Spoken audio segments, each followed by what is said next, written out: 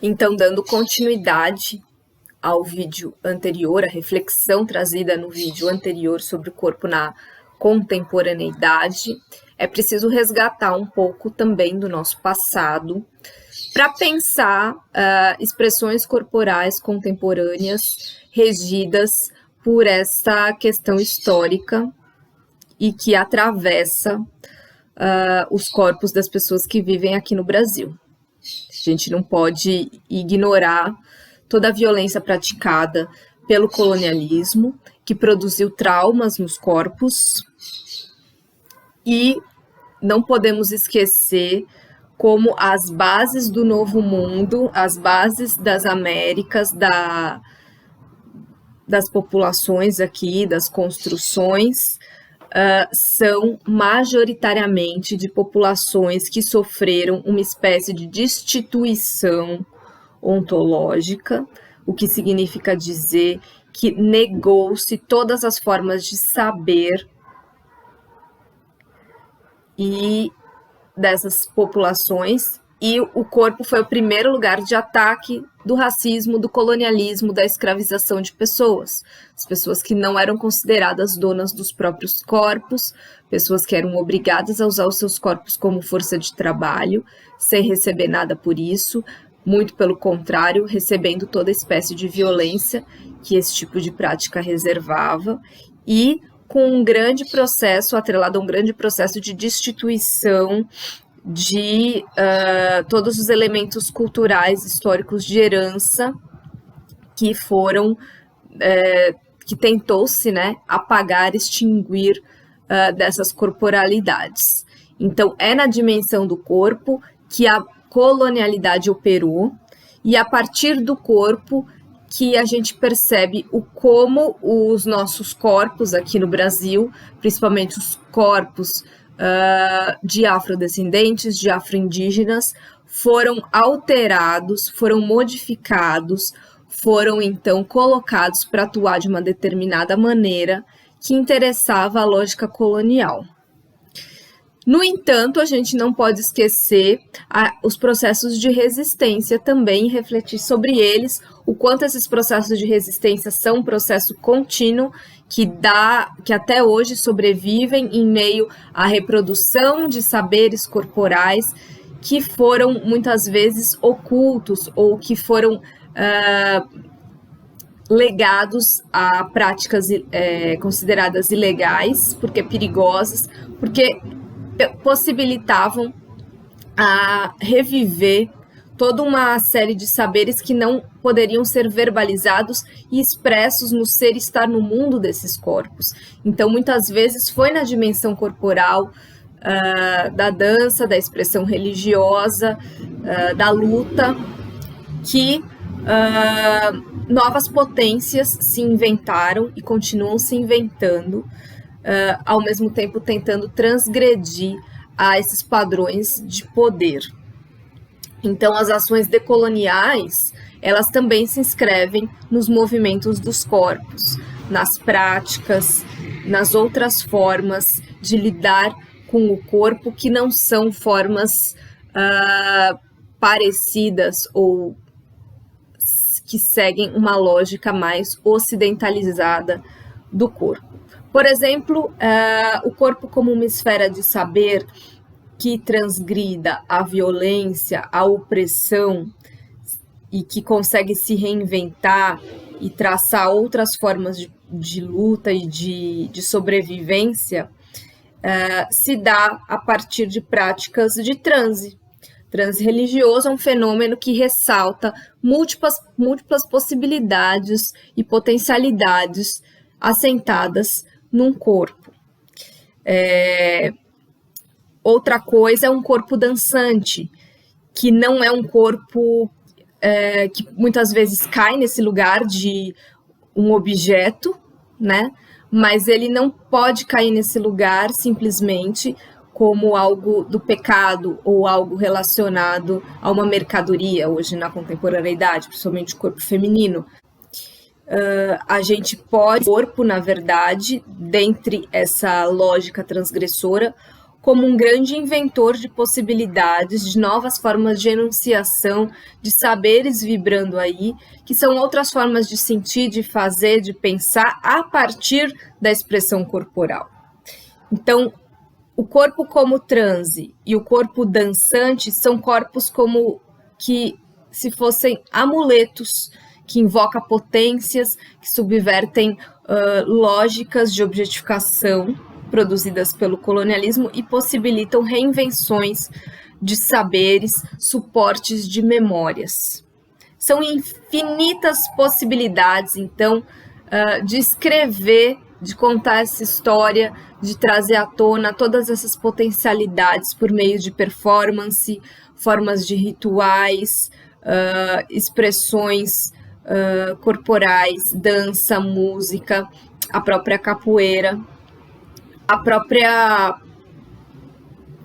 colocação do corpo no tempo e no espaço contemporâneo a partir de outras técnicas corporais, como já diria Moos, outros gestuais, outras formas de atuar no mundo, de se relacionar, que de fato remetem a potência que agora se mostra desse corpo, que essa potência que foi por tanto tempo subjugada e abafada, ela pode se mostrar a partir dessas expressões. E aqui é importante a gente, então, pensar numa outra lógica, em que não há, de fato, uma hierarquia entre as formas de comunicação verbal e corporal, né? O Ocidente, a modernidade, ele sempre traz essa questão da comunicação verbal estando acima das outras formas de expressão e a nossa dificuldade enquanto ocidentais de juntar as coisas e atuar com a mesma intensidade tanto na expressão verbal quanto na expressão corporal. Mas o corpo sabe, o corpo tem sabedorias, ele pode falar de outras formas, ele pode se inscrever. E isso a gente pode entender quanto ações de fresta, né? Como diriam o Luiz Antônio Simas e o Luiz Rufino, né? As culturas de fresta são corpos, de fato, que atuam perspectivados pela noção de uma dobra, tal como Exu nos coloca essa construção histórica, né? Um regime de verdade capaz de ser confrontado a partir dessas outras sabedorias. Então, a partir do momento que a gente percebe que não tem uma separação dos suportes físicos, dos suportes mentais, e que o corpo, de fato, lança outras perspectivas, é possível entender como a transmissão da cultura, os hábitos socialmente adquiridos, os arquivos históricos das técnicas corporais, os instrumentos de organização social, tudo isso o colonialismo, ele, é claro, destruiu em partes, mas não conseguiu destruir totalmente, justamente porque foram fortalecidos internamente nos corpos, né? E ao mesmo tempo, esses corpos carregavam, encarnavam a ideia de corpo para o trabalho, meramente um corpo que tinha uma data de validade, um período de rendimento necessário para a empresa colonial, né? Só que não era só isso. Teve, de fato, uma série de práticas estratégicas de sobrevivência, de resistência nos corpos que permitiram que saberes fossem guardados e transmitidos de uma maneira não verbal. Então, hoje, se estamos diante de uma sociedade contemporânea que tem essa questão da liberdade do corpo, ao mesmo tempo a gente percebe uma série de dispositivos que configuram essa fragmentação do corpo e a extensão para além da sua composição física, né? A gente percebe como também estamos diante de um processo de resgate dessas corporalidades, desses movimentos, dessas formas de se colocar no mundo, né? E que vão para além de uma visão muito funcionalista do corpo enquanto força de trabalho e que vão para além dessas possibilidades muito fixas de atuação do corpo na exterioridade, né? Nessa sociedade mais mercantilizada, capitalista e também que quer ainda pedir que os nossos corpos desempenhem determinadas funções. O corpo é livre, mas ele tem ali um intervalo de ação, ele não é simplesmente livre para se expressar como se quiser, ele tem que ter uma forma, ele tem que ter um jeito, ele tem que ser disciplinado para algumas práticas, né? Mas esse corpo de memória, ele vai justamente subverter toda essa lógica, pelo menos é uma possibilidade que subverta esta lógica e que mesmo destituído do seu caráter ritual inicial, carrega-se na memória desses corpos uma possibilidade de resistência e de reinventar e reconfigurar esses gestuais, né? Justamente para atuar contra essa fragmentação que a gente percebe.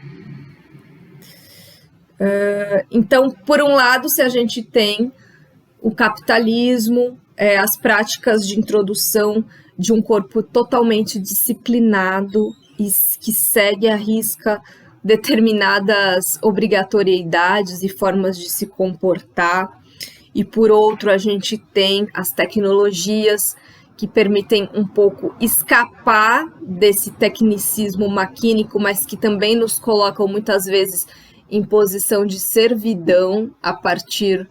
dessa conexão que não se esgota, né, com os objetos tecnológicos e que cabe a nós nos disciplinarmos para lidar com isso da melhor maneira possível. Por outro, a gente tem na nossa herança histórica de país colonizado um grande potencial de subversão de todos esses modelos, né, e que permitirá talvez o surgimento de outras formas de lidar com o corpo, né? Diferentemente do que o sistema em funcionamento exige, né? Porque o corpo tecnológico, ele também pode servir à continuidade da reprodução e à produção de valor a partir dos nossos gestos, a partir do nosso constante livre trabalho expresso nas nossas práticas na rede, nas nossas formas de fazermos a informação circular, nas quais a gente acaba também gerando valor, mas é possível pensar a constituição de outros esquemas, né, de memória, de resgate e de transformação, né, principalmente das identidades afro-indígenas na nossa história. Para finalizar, então, vale a pena então trazer então a ideia de um saber corporal inato, não, construído historicamente, né,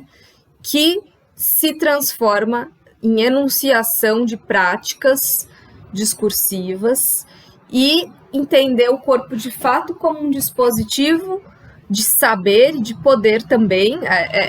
É no corpo que o poder incide, mas o corpo também ele tem potência, ele tem repertório, ele articula signos, ele elabora expressões a partir das vivências, das trocas. E diante de um contexto no qual interditava-se todo o acesso de um corpo ao mundo cotidiano, como, por exemplo, até o próprio